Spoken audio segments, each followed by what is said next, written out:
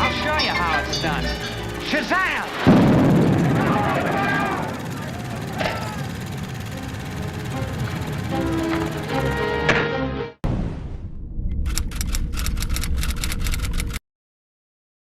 Hey, how's it going, guys? Welcome back to Underdeveloped here, and today we have a review of Indiana Jones and the Dial of Destiny. This is the 5th installment of this franchise.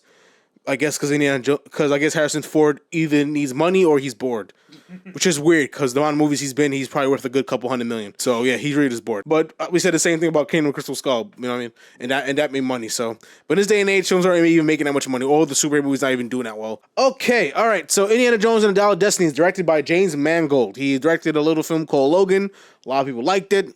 It made money, and also this guy, Boyd Holbrook, he's one of the villains of that movie too. So I guess James Mangold likes working with this guy. Maybe he also did Ford v Ferrari. Oh yeah, I like that he did do that movie, and that was a good movie. I like that movie.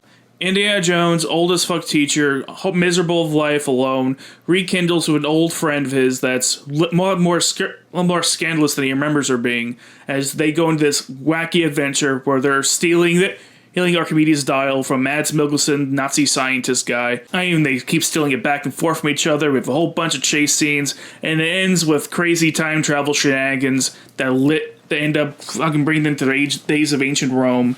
And he meets Archimedes, and he goes back home, and rekindles his relationship with Marion at the very, very, very last second.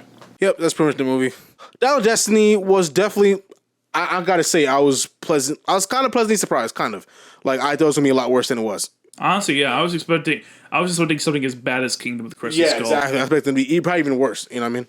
Because at this day and age, you're milking it. Really, I want to see an 80-year-old Harrison Ford trying to find physics and jump off of trains and fucking jump off of cars and beat up fucking, you know what I mean, like fit men, train killers, you know, I'm like, come on. But yeah, man, we had a lot of fun sequences. Like the whole horse in the subway thing was fucking dope as shit. That was exhilarating. I like Boyd Holbrook as a villain. I think he's cool. Mads Mikkelsen is always, a pleasure. Phoebe Waller-Bridge, I like her. Maybe even as a I liked a lot more than Shia LaBeouf. Oh yeah, she was. I like Shia LaBeouf a lot, but not in that movie. Not in that movie. No. But in this movie, she works. So if they want to build a franchise around her, I'm down. Sure, why not? She was fun. Yeah, I like that she has like no moral. She's like, she's all about the money. Fuck all the archaeology bullshit. Let me get paid, nigga. And she has a similar kind of short round relationship with the kid. Yeah. Similar idea. That was cool. That was interesting. And it felt organic. It didn't feel contrived. Shawnette Renee Wilson. She really reminded me of like Cleopatra Jones, Jackie Brown vibes. I think she was kind of a waste in this movie. Yeah, I thought she was actually good. I like that whole vibe with her. Like I thought they had more with her. Yeah, because she was connected to this whole CIA thing, and I'm like, that kept it interesting. And they kind of killed her off, and I was like, oh, sad. Yeah. It's like, no, you will die. We do Nazi stuff now. Yeah, whatever. Always Nazi stuff. God damn it. It's like every odd numbered Indiana Jones movie is fighting Nazis. And of course, the whole like the way it. Another case of like the way it ends. Indiana Jones didn't really need to do anything. You know what I mean? Like kind of. He fucked up when he tried to do the coordinates, and he ended up going. Instead of going to like, first of all, I think the whole plot is insane. Like he's trying to go back to 1939 to basically remove Hitler from office and get someone else appointed because Hitler pretty much, according to him, Hitler we didn't win. Hitler lost it. Yeah. Whatever. But that could be a whole movie in itself because I'm sure that's gonna take some convincing. Yeah. So I wouldn't mind a race against time. You know what I mean, to stop. What's his face? Mads Mikkelsen character from trying to change the course of the war. That would be kind of cool. Seeing Indiana Jones like out of time. Yeah. Fuck yeah! Why not make that movie? That would have been fun. Overall, it was a cool ride. It wasn't super great. It wasn't super exhilarating. It just was fine. It's better than you think it was. You usually think it's like like milked franchise like this. You'll think it just be complete crap eventually, but.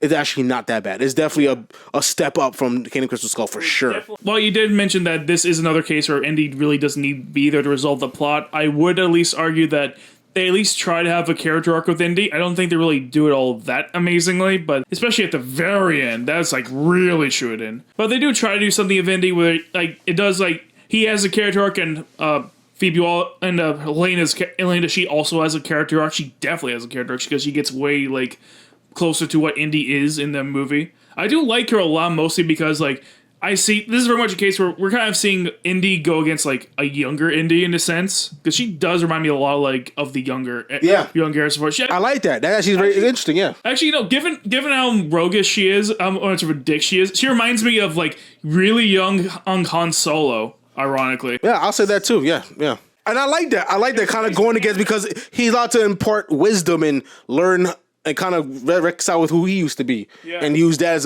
as a pillar for growth. And this is clearly a kid who looked up to Indy.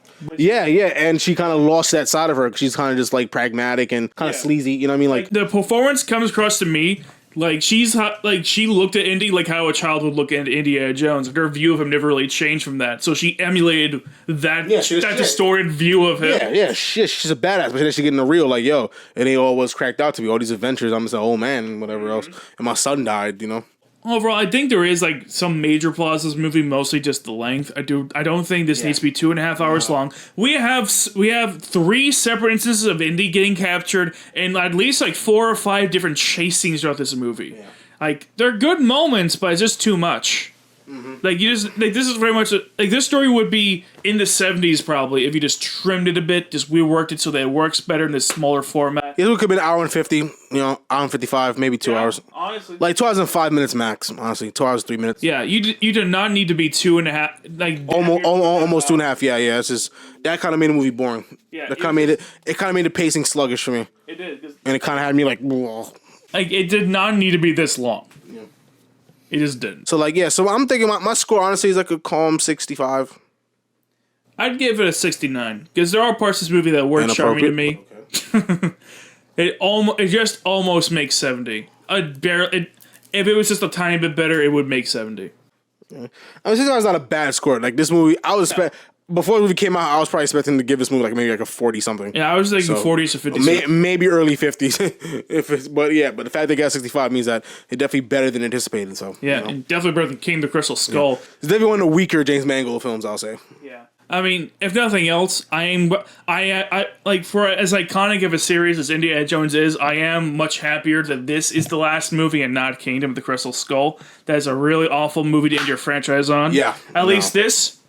But it didn't have a happy ending for Indy though. So if you care about that, so tell us what you think about this movie. Do you like it?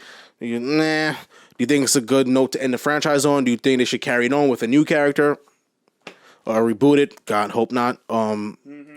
Yeah, let us know down below if you like this review. Give us a thumbs up, thumbs down, whatever. And stay tuned as we cover more stuff and we watch more stuff. Yeah, stay tuned, folks.